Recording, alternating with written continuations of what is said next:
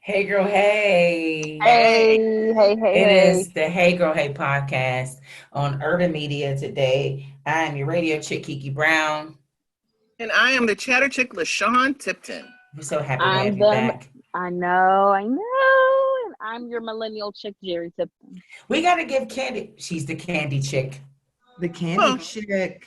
The The candy Uh-oh, chick. I candy might be chick. a regular. No. Ah! Every Oh, I guest got we my have, we Wi-Fi. have to, unless it's a guy, we have to give you a chick name.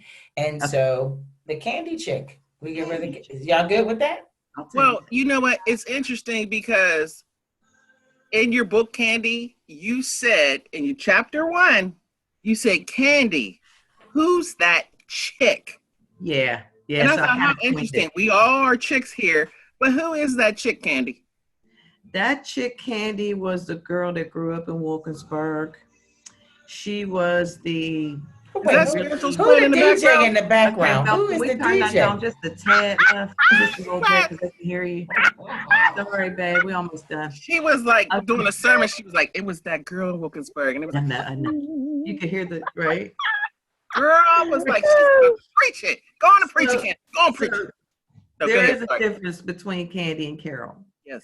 Okay. So Candy lived all the way up until Carol graduated from the military and IUP. And when I wanted to endorse and embrace my womanhood, that's when I accepted my God-given name of Carol. Candy came from my grandmother. I was a funky, chunky little fat baby, and my grandmother used to call me Butterball. And you know those little mints that they have in the funeral home and the churches where you kind of scoop them with a spoon and they melt in your mouth. Those were called Butterball Yeah, the back in the day. buttermints. Yeah, Yes. yeah. So my mom said, you can't go around calling my baby no Butterball. That just ain't gonna work. So she said, but Mm-hmm. she's so sweet as candy. And my mom said, that's what you can call her. Who knew? Sean didn't even know that story. Right. So then it was Candy forever. And when I got to kindergarten, they said to spell your name. I don't know if it's kindergarten or first grade, but I kept writing Candy. And the teacher's like, Right. no, that's not your name. It's Carol. And I'm like, Hmm. who's Carol? So that's kind of where all of that came from in my head. And then it just, in the book, she graduates to a grown ass woman. I'll just say that. Okay. So do So you still like what? to be referred to as Candy? Yeah, Or Oh, absolutely. And if I'm okay. at like Walmart or Target or Johnny or somebody says, hey, Candy, I know I've known them all my life.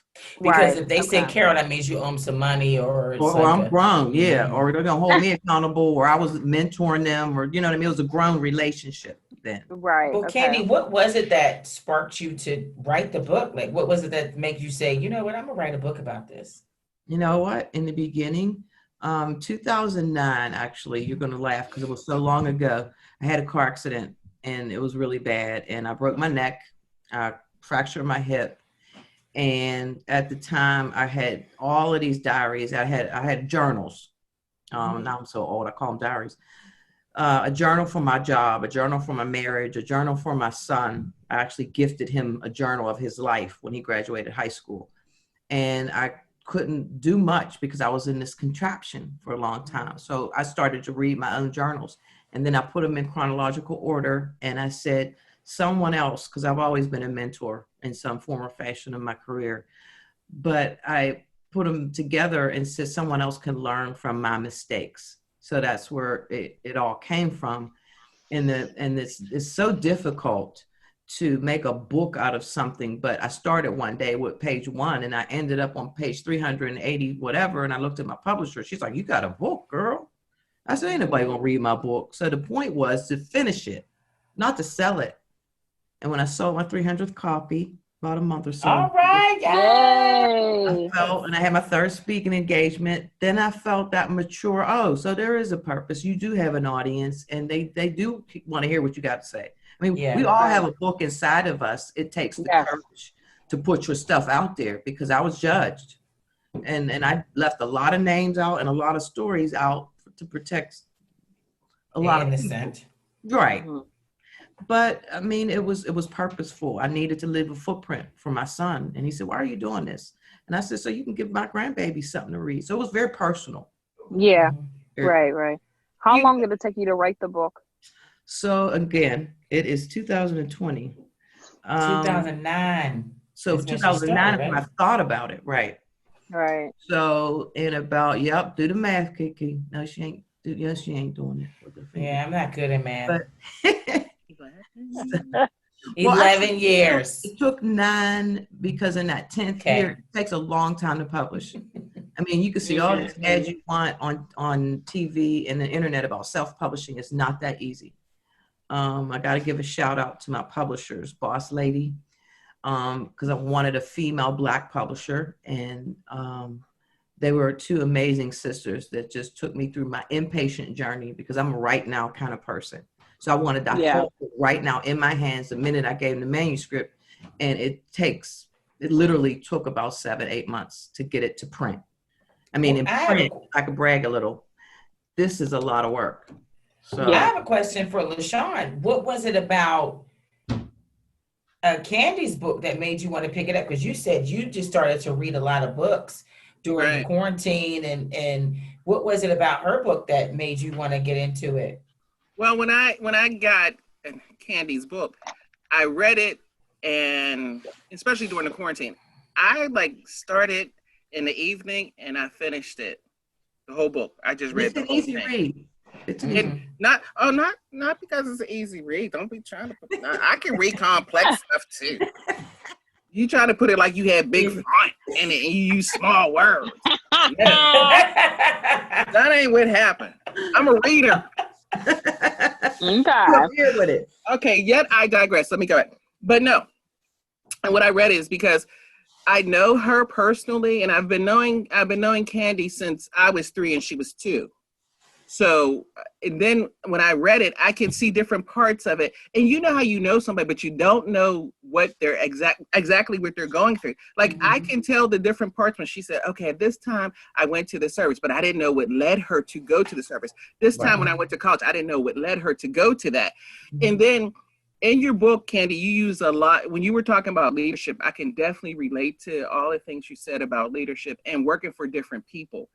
And you use a lot of quotes. I love quotes. They were really good. The one quote that was good, it says, a woman will always have to be better than a man at any job she undertakes, which is so true. Yes. Yeah, that is very true. Yes, it is. And that was an Eleanor Roosevelt one. And I said, man, when I looked at those whole steps, and then, you know, even you can talk about this more. You were doing your own business. You had a baby, married, had a baby, doing your own business, taking your son with you to the business that you're doing on the side. You're working a job, doing the business. You leave this job. Even at one point, you said that you were fired from a job. You got, all the whole thing. You went through a illness while you were working. You got to could have taken you out of here from pressure and stress. Right. But all those things makes a leader. Pressure makes a leader. So when I read it, I was like, that's why she is who she is. But you know what? I say this in my next book because I compare men to water. And it's going to be profound when I get done. It's very quick. Damn, I'm out of line. Damn it. Water. Drink the toilet water. Go ahead. Water finds a way. Right? Now, if you ever had a leak in your roof, it could start on one side of the house, but you got to repaint this side of the house before you fix the whole roof. Men remind me of that. I call them calm. Some water smells good. Water can take you anywhere. But when water gets angry, it's very destructive. And it can seep into certain places that you didn't even know existed. So I think, when I compare, and I'm giving you a sneak peek of what I'm about to publish because it's so important that half of the book is filled with letters from Black women to Black men, whatever capacity, granddad, wife beater, ex-husband, boyfriend, son, whatever. And then the next half of the book is advice and interviews and stories coming from men to men. So I think that's just going to be really a nice segue because it's not a male bashing. I want men to pick it up. That's the targeted audience.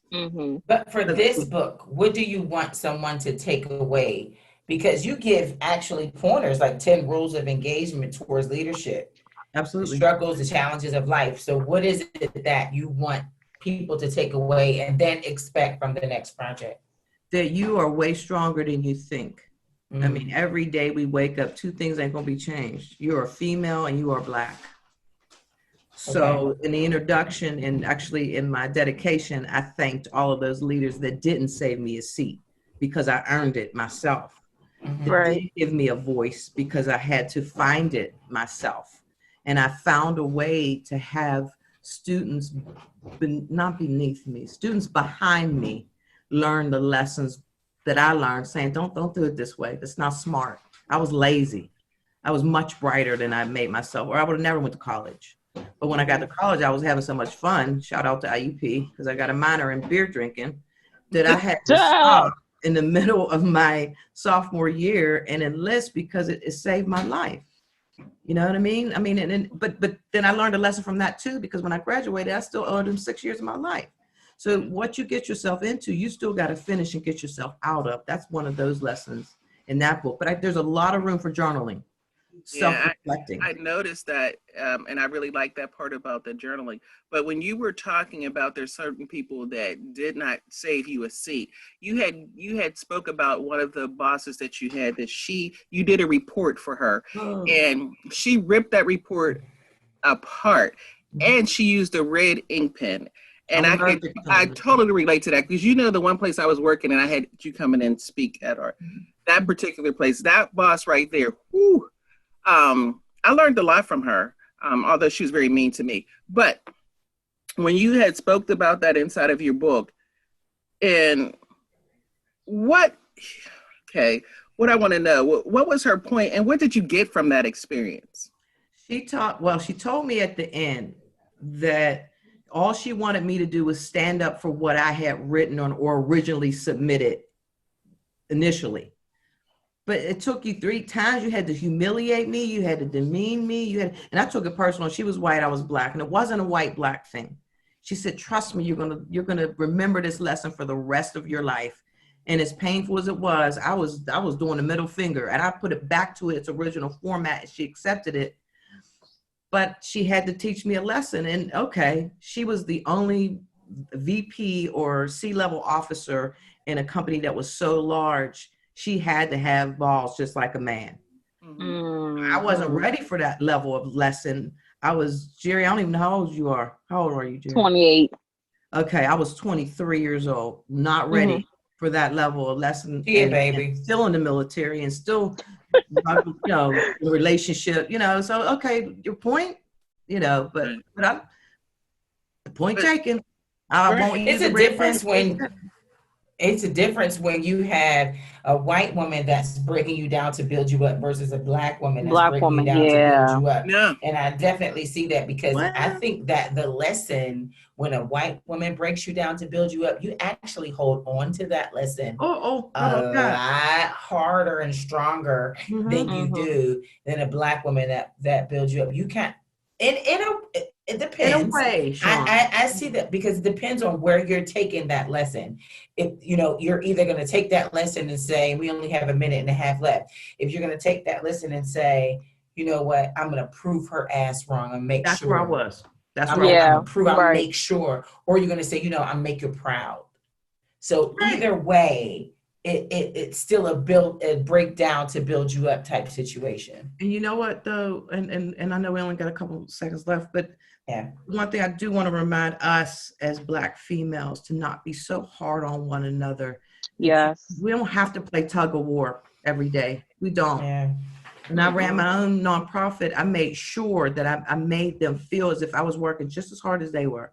Yeah. If I made anybody off, I'm gonna bring you right back. I promise you. You know what I mean? And you got to live up to what they expect from you. I mean, I personally know an experience that LaShawn had, and it can sour you. But you'll never forget it, though. You know that, Sean. You'll never forget it, but you won't be that way either, because you know how it feels. Right. Yeah. You know what I'm saying? So I want to know how we can get your book and how we can find you on social media. We're going to take just a couple of more seconds to find that out. Social media is Candy Washington. Is it Candy Washington? No, it's Carol Washington. It's Carol. Yeah, that was the incognito before because I didn't want certain people to find me. So it's Carol Washington on Facebook. Oops, are we done? Okay. Go ahead. You're Okay, fine. my website is cwbooks.net. Okay. Come see me. My page is amazing. I have amazing IT people. I love you guys for having me on. I will come back. Thank you. Yes. All right, Please. You're always welcome back. And I'm bringing my wine next time. Yes. In a grown-up wine glass. Let me see. Where's your glass? You got your cup? Wait. I got In a grown-up wine glass. When she go find, wait, LaShawn, you have to see what she's drinking out of. Oh, that's not what she had. See, I put the kitchen cup away. See, she had a Kool-Aid cup because she was trying to be discreet, and I told her we could see right through that. You can see that. You trying to be discreet. See right through that. Even Jerry didn't know. I know it's in that cup. This is Jared's time to tell everybody how to find us. Yeah. He likes you this. can find us on Apple Podcasts, Spotify, Anchor FM, Live 365, and urbanmediatoday.com, and SoundCloud. And tune in. Yes. Well, Live 365 and tune in every Saturday at 9:30 a.m. That's when you hear us live, but you can find the past podcasts. LaShawn, do you have our email address if anybody wanted to send us information? Yes, I do have the email address. That face. Hey Girl Hey Podcast at Gmail. Sorry, what is it? What is it? The Hey Girl Hey Podcast at gmail.com. Do you have our Twitter page? I have the Twitter face, and the Twitter face is at Girl Hey 2018 on Twitter. Do you know why we're Girl Hey? Wait, why did she turn her glass upside down? Do you know why we're never mind. Anyway, you want the Instagram? No. You want the number to call us? What's the Instagram and the number to call us? The Instagram is at the Hey Girl Hey Podcast is on Instagram and Facebook. And you can call us at 412-709-6130 and leave a message. Oh. If you have any show ideas or if you like the show, please like our Facebook page. I feel like I need the braids next time because y'all making me feel some kind of way. So here's the thing. We're gonna wrap up. This is Jerry. Every week we get a different surprise. We do. You have no idea what Jerry's gonna have. Ain't no hair stores open, so I need to. Jerry said ain't no hair stores. Ain't no hair stores open right now, so I'm a little bit on the struggle side. Reel her in. But yeah. Jerry said, I got the Sealy braids today. Yeah, these are my ASAP. You told Harpo to beat me. What did Sean say? Y'all ain't gonna be talking about that. All right. So thank you so much, Carol Washington, Miss Candy. We appreciate you. We'll have the links on our on the page at urbanmediatoday.com. And thank you so much for checking out the Hey Girl Hey Podcast. It is the Hey Girl Hey Podcast on Urban Media Today. I'm your radio chick, Kiki Brown. And I'm the chatter chick, LaShawn Tipton. And I'm your millennial chick, Jerry Tipton. What's your name is? Back, I am Candy Chick. Ooh. All right, Candy. It's like and I'll have better internet. It's the Hey Girl Hey Podcast on Urban Media Today.